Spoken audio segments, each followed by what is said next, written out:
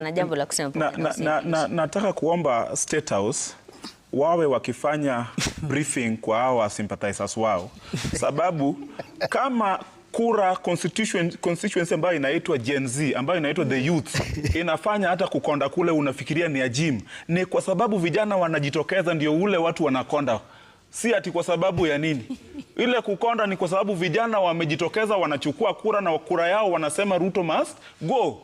So watu kama hawa wajapata ile maarifa ya kujua ya kwamba kura ya Gen Z this time itabadilisha mambo mingi sana. Ndio maana bado wanalala kwa ile mambo yao ya itakuwa ni Mjaluo atapigia William Ruto. Mimi hapa naongea kama Mjaluo na community yangu wame sacrifice sana for years kuuliwa baada ya kila uchaguzi. Na ndio maana unasikia tuko very passionate wakati tunaona mambo za ambazo hazifuati sheria zinafanyika. Watu kama hawa ni wale ambao wamekuwa unaona hata wakati sisi kama jamii tulikuwa tunapeleka baba Raila Amolo Odinga kuchukua presidency, yeye bado alikuwa anapinga kwa sababu ni watu ambao wanafuata tumbo yao. Na nashangaa sana umefuata tumbo hii miaka yote na bado hata koti bado haijainuka.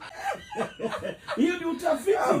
Hiyo ni utafiti. So niachie hapo. Naomba nijibu kwa sababu nimetajwa sana. Huyu ndugu namuelewa. Unajua huyu ndugu ana mtu wa hisia sana. Namkumbuka ni ndugu ambaye alikuwa anafanyia katika ofisi ya Kidero, na wakati hesabu zilianguka naelewa kwa sababu gani ana hisia mingi. Ni mtu ambaye namuelewa.